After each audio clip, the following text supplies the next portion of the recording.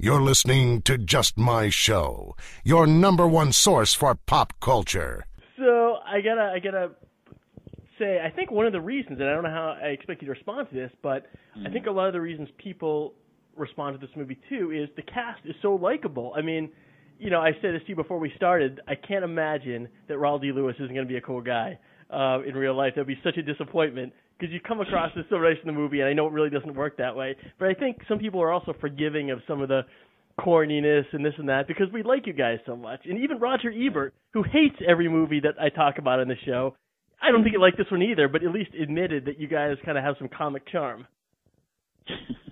Wow, that's big from Roger Ebert. I know.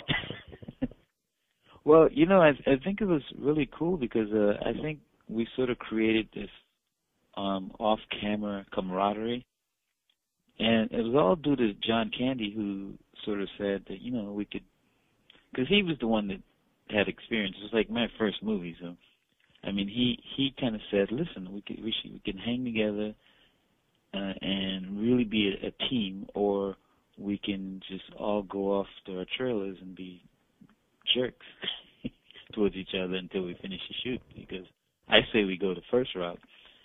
And from that point on, he sort of set this tone where we kind of chummed around together, and we really got to know each other off camera. And it sort of, I felt like it sort of spilled onto the on-screen persona as well, you know. And this was one of his last few films, at least. Yeah, it was like his second to last film. And I mean, it was like months after he did that movie, he was no longer with us, which was really kind of... What was, first of all, as far as his approach to work, is he someone that sort of took himself overly seriously or was kind of laid back about it? You know, he was serious about what he... sort of like the storyline and the themes. The thing about this movie is he really got it. He wasn't the first choice for Disney, by the way. They wanted like Kurt Russell, you know. And John Candy was one of the first movies he called up and said, hey, I really want to be in this movie. And he took like a pay cut because, and he said to us, he said, look, because I don't think the studios understand the power of the messages behind the story. I don't think they get it. They just think it's just a cute little Jamaican movie. But he said, this stuff is powerful. They don't realize what they have yet. He goes, but they'll see. And he said, I really like campaigned to be in this movie because I understand the power of its impact. And honestly, to be honest with you, I understood the power of it, but I don't think to the extent that John Candy did, you know. He said, because John Candy was like, hey, I was there. I'm from Canada.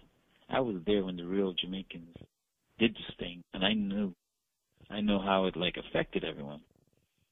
You know, the real story. So he goes, I mean, wait till they realize what they have in their hands.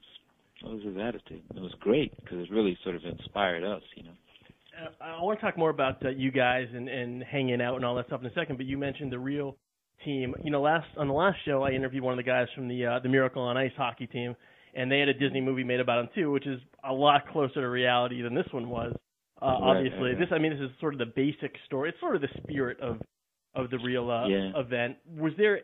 Did you do any research into the real team at all? Did you know much about the real team? And was there any sign to you on the set that anyone really cared about following accuracy?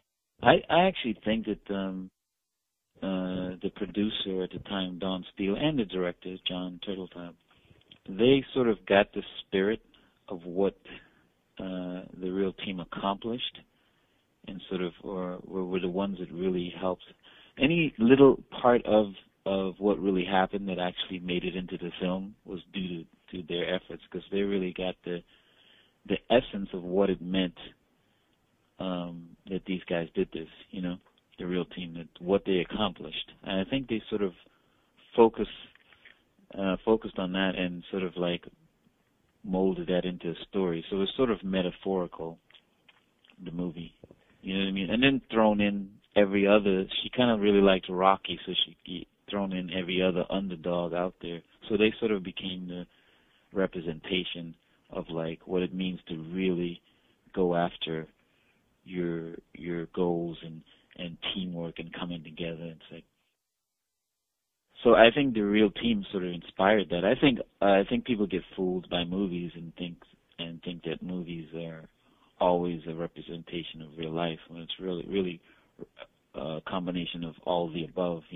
Real life and our dreams, what we would like to happen. There's those things where when someone says something to you and they walk away and kind of go, God, I wish I had said that, this or that. Well, movies are kind of like what you wish you had said or wish that had happened. For more, go to www.justmyshow.com.